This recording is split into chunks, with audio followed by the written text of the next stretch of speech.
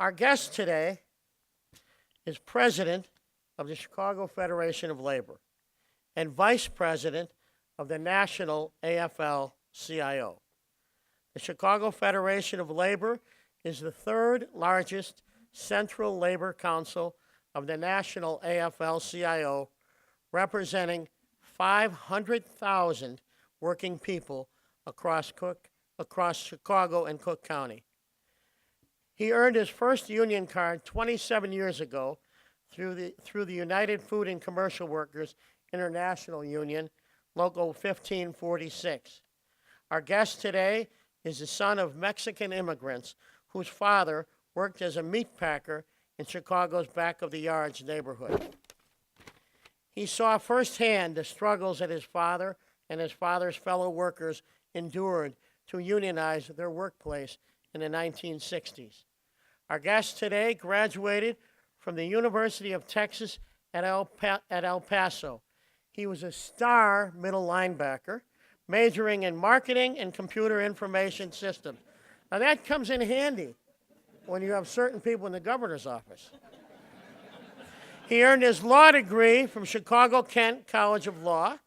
Our guest today and his wife, Katrina, are the proud parents of 4 sons, and he's so smart, he brought his sister here, who's with United Food and Commercial Workers, Region 6 Director, Tish Ramirez. Tish, where are you? There we go. Thank you. Ladies and gentlemen, Jorge Ramirez. Jorge? All right. Have fun up here. All right. It's all right. Well, thank you very much and good afternoon. It's good, thank you very much. It's good to see so many friendly faces here and so many new introductions as well today. So I'm grateful for all of that. Father Kiley, for your invocation, thank you. Appreciate that and welcome back to Chicago. Over the last 2 decades, I've come to know many of you through my various roles within labor and around the city in general.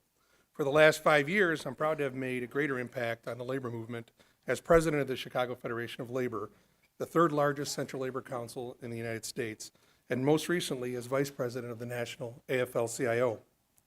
I want to thank Jay Doherty and the City Club for having me here today. Jay, it's only been 2.5 decades that you've been inviting us, and I just want to thank you for your persistence, I think. As I begin my remarks, I think I can start by saying, and we've all seen this, there's been a dramatic assault on workers across the country and here in Illinois. Since 2014, since the primary season actually in 2014, the gubernatorial candidate, Bruce Rauner, has made his opposition to unions very well known. Even after taking office in January, he's continued to publicly vilify workers in around the state, both public and private sector. The very people who care for our sick and vulnerable, keep our communities safe, and respond in cases of emergencies. He has recommended policies that will weaken workers' voices and our workplaces in general. They'll drive down wages, reduce workers' ability to participate in democracy, and gut higher educational opportunities for our children. But he just isn't attacking workers, and that's the problem. Governor Rauner has also taken direct aim at the marginalized and most vulnerable segments of our society by cutting funding to vital social services. He has cut funding for the Autism Program for Illinois and After School Matters, a program established by Maggie Daly to keep students active after school and out of trouble. With these cuts, it's the little guys who do God's work with the homeless and the mentally ill who are going to suffer the most. It's the small, non-self-funding, but vitally necessary agencies who operate on shoestring budgets that will be forced to close. Keep in mind that Illinois teeters between ranking second to last and last in one of the most important social service categories, which is the ability to offer services that help people with disabilities live independently. There's a great need for social services here in Illinois. Does the Governor Rauner want to take us back to the bottom spot, or does he want to move us forward? That's the challenge. That's what I'm here to discuss today. His instincts to cut social services in the budget are the wrong direction. Follow his plan through to a logical conclusion is what I ask of you. And you will see that it's a detriment to society as a whole. I don't care how much anybody in our society dislikes the labor movement. Let me make that clear. It's morally wrong to hold the most needy in our society hostage in order to accomplish unnecessary labor reforms here in Illinois. His instincts around what work looks like for a majority of working men and women in Illinois are also wrong. We can't let these facts go unchecked. He says things like businesses are job creators, whereas economists would tell you the real job creators in our economy are consumers. Increasing consumer activity increases the need for more jobs, which leads to hiring more employees. But it needs to be about more than just creating jobs. Businesses need to create full-time jobs that provide a living wage with access to health care, benefits, and strong retirement security. A good job should provide you with the ability to take your family out to dinner occasionally, or on a vacation, or to stay at home with a child who is sick without fear or consequences of lost wages or losing a job. Employers should strive to create communities that sustain jobs rather than quarterly profits for shareholders. There's a debate right now within the Federal Reserve Bank over whether we should maintain a low-wage or high-wage economy. I give credit to the Federal Reserve Bank of Chicago, led by Charles Evans, who's here with us today, for putting forth a different position than the National Federal Reserve. Even though real wages are falling, a lot of people around the National Federal Reserve think it may be time to consider raising interest rates. In Chicago, our view is simple. The Federal Reserve should be looking for wages to rise with productivity. Only when that happens should they start returning interest rates to normal, because only then will we have a normal economy. When all the wage gains go to the handful of people, there's an uneven concentration of wealth and power. Take the Walton family and the Koch brothers as one example. Together, these 8 individuals are worth $230 billion. How much is that? It's more than the net worth of 150 million Americans. Let me repeat that. It's more than the net worth of 150 million Americans. That's 44% of the U.S. population. Ask yourself, what does this kind of economy and these kind of politics mean for working people? That's what unions fight for. Let's be clear. It's not that a CEO shouldn't make good money. It's not that shareholders shouldn't receive good returns. It just shouldn't be at the expense of their workforce. A business success should not include the exploitation of workers. A business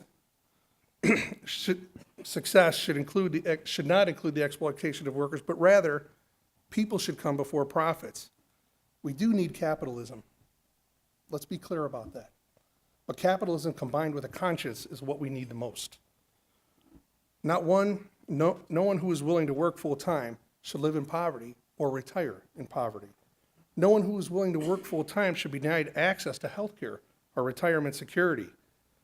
So where is the compassion that Governor Rauner speaks of? Where's the compassion that he's talked about since his first days in office? Compassion isn't a relative thing. So far, Governor Rauner has threatened the middle class. He's threatened the well-being of our children, threatened retirement security, threatened our social services, and so what's left? And after all the cuts, he still hasn't done a single thing to close corporate tax loopholes, which would generate much-needed revenue. The fact of the matter is about 2/3 of corporations in Illinois don't pay taxes at all. They aren't feeding a tax base. Instead, they're taking from it. In an incredible display of hypocrisy, Governor Rauner wants to run down union members who elect to actively engage in the political process and exercise workplace democracy. But at the same time, he lowers income taxes for the wealthy and gives tax breaks to corporations who helped fund his election to office. As you know, Governor Rauner has been traveling around the state presenting his turnaround agenda, which so far has only resulted in the state turning its back on the most needy and the most vulnerable in our society. He claims that right to work or employee empowerment zones, as he calls them, will make Illinois more attractive to businesses. It simply isn't true. But don't take my word for it either. I realize that what I'm saying may be tough to hear for some of you, but let's put it another way. A January 2015 report out of Moody's Analytics states that since laws that hurt unions shift the balance of power from employees to owners, they tend to erode wages and lead to a more uneven distribution of gains of economic growth. It's interesting that Governor Rauner points to the credit downgrade by Moody's as a definitive sign that Illinois is struggling. Yet, he disregards their analysis that right to work is not the way to fix the state's problems. When it comes to the model for right to work laws, Governor Rauner holds up his states like Indiana as aspirational benchmarks for Illinois. But why are we aspiring to be like Indiana when they are in a downward trajectory economically? In 2014, Indiana added 14,000 fewer jobs than we did here in Illinois. Not only did they add fewer jobs, a closer look tells us that the jobs they added were low-wage jobs. In fact, a report out of the Indiana Institute for Working Families shows that the growth in low-wage jobs far outnumbered growth in middle and high-wage jobs in Indiana. So much so that it has led to a 29% increase in people living below the poverty in that state. So how is Indiana looking now? Without a doubt, adding jobs without a conscience of the quality of the jobs will create a class of working poor. Now let's get some things clear about unions. Unions create a middle class. We do things like fight for a 40-hour work week, fight for higher wages with comprehensive benefit plans, push for regulations that keep our workplaces safe. We get your kids to school on time. We fight to establish and continue to fight to maintain a strong Social Security system. Pick up your trash. We give to our local churches. We coach our kids' Little League games, teams. Without a doubt, the labor movement adds value to our society. It's that simple. And all we ask for in return is dignity and respect in our place of work. However, that dignity and respect is diminished when right-to-work laws are created. According to a study out of the University of Illinois, workers in right-to-work states like Wisconsin and Indiana earn less than workers in right-to-bargain states, here in Illinois. Here are the facts. Right-to-work laws cause a 6% drop in income on average. If you're a white male in a right-to-work state, you will make an average of $3,800 less than your counterpart in a right-to-bargain state, like Illinois. If you are a white female, the gap widens to $4,000 per year. And if you're a minority, like me, it plummets to $5,200 per year. And let's consider workplace safety. Data from the Bureau of Labor Statistics shows that the rate of workplace deaths is almost 53% higher in right-to-work states. Why is that, you may wonder? That's because right-to-work means you lose your voice in the workplace, and as a result, you create an easily exploitable workforce. So not only are you making less money in a right-to-work state, you are more likely to suffer an injury or fatality in your place of work. Governor Rauner is saying that he is empowering workers through these zones, but what is he really empowering? Lower wages, a less safe workplace? You see, much can be done to truly empower workers. Getting rid of protections unions provide does not need to be the bedrock of this type of empowerment. What's frustrating is Governor Rauner has tried its tactic before, and it's failed. You may not be aware, but in 2010, not yet Governor Rauner served on an interim board of the Metropolitan Pier and Exposition Authority, the state and city agency that owns and operates McCormick Place and Navy Pier. Then he went on to chair the board of Convention and Tourism, now known as Choose Chicago. He tried to pass the right-to-work laws under the guise of making things better for the exhibitors. Instead of lowering the overall cost of doing a show there, the law negatively affected workers. During this failed crusade, he placed the blame on McCormick Place, squarely on the shoulders of union men and women, referring to us as speed bumps. He helped to bully the law into passage, which was challenged in court and found illegal, and appealed again, and lost at every level. It wasn't until Mayor Emanuel took the reins that we negotiated a more amicable solution, one that both sides could live with. And since the settlement, McCormick Place has booked over $6 billion in new and renewed and extended shows, making Chicago the #1 convention destination in the United States. The reforms at McCormick Place have increased the city's ability to bring more business, which in turn created a need for more hotels. And according to Don Welsh, who's here with us today, our friends at Choose Chicago, Chicago is continues to have one of the fastest growing domestic markets for new hotel development. Don, thank you for your leadership on this. Thank you for your steady hand and your commitment to collaboration. We've come a long way with our trade show and tourism industries. We've come from a position of arguing about who is right, now asking what is right for the trade shows at McCormick Place. Labor in the trade show industry have assembled a team that travels around the country to talk to potential customers, procure commitments, and propel the industry forward. Our partnership with the city allows us to invest in sustainable developments that will help to strengthen our middle class and our communities. The future looks bright in this industry. We are opening up the ability to go after small and medium-sized shows through the development of the new arena and McCormick Place campus. People, conventioners, tourists, travelers, they're all coming to Chicago in greater numbers, which provides a huge boost to our local tax base. On another note, I'm proud to say that here in Chicago, we have the most skilled workforce in the country. One example of that is in the heat of the exchange at McCormick Place, the plastic show left Chicago, citing the $20 million cost savings if they moved the show to Orlando. According to Bruce Rauner, the folks pushing for the changes in McCormick Place legislation, the plastic show left because they alleged the workforce cost too much money. But if the workforce costs too much money, then why does the plastic show fly 100 or so of our carpenters, electricians, decorators, riggers, and other tradesmen from Chicago to Orlando to set up their show? They pay travel and living expenses. Yeah, that's right, it's funny, laugh. They pay travel and living expenses, as well as their hourly rate overtime pay for each worker that goes down. How is paying travel and living expenses for these workers to go to Orlando cheaper than just paying them their regular rate here in Chicago? They do this because they can't get the show built according to their own specs without our labor and our skilled workforce.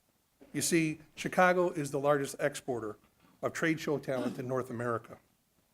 Our workforce is committed to making sure that we do it better than anybody else. We take great pride in that. Our Midwest values are in full display when it comes to the work we do, and that should mean something. So then why is Governor Rauner against paying our workers for the skills that they bring to the table? How can he support the race to the bottom for state workers while at the same time creating a race to the top among the folks within his own administration? Keep in mind that the state workforce accounts for only 6% of Illinois' overall budget, and that Illinois has the fewest state employees per capita than any other state in the nation. Our union members are highly trained across all sectors. That's the fact. And because of that, we have a superior product. Chicago is a proud union city, the city that works, the city of big shoulders, built and then rebuilt again from the ground up by a world-class union workforce. And our unions play a key role in our communities. Aside from the work that we do, we give back to our communities in many ways through service. For example, at the end of this month, hundreds of union members will descend on the Austin and Maywood communities as part of Rebuilding Together Metro Chicago's National Rebuilding Day. Our members will use their expertise to provide the electrical, plumbing, carpentry, and any other necessary repairs, making homes warm, safe, and dry for the residents who live there. Since the Rebuilding Together program began here in Chicago over 20 years ago, union members have helped repair over 1,300 homes and 200 community facilities for free. Many of those leaders are with us today. Thank you for all you do. The labor movement has always been committed to raising people up, building strong communities, and creating a robust middle class. Unions are about protecting basic rights like living wage, access to health care, and workplace safety, because we stand up for all workers, the unionized and those that we intend to unionize. We attack injustices like wage theft. We struggle to protect the common good. We eliminate pay inequity, male, female, gay, straight, race, it doesn't matter. With a union contract, if you do the work, you get the rate. It's that simple. As Senator Paul Wellstone said, we all do better when we all do better. Governor Rauner needs to learn from the examples where we have had effective collaborations like McCormick Place or with the city of Chicago, instead of using tax dollars to move a political agenda that taxpayers don't support. This is a critical time for us as Illinoisans and as residents. The promise to you today is that the Chicago Federation of Labor will continue to move us forward in a direction that will rebuild our middle class and protect basic rights for all workers. Thank you.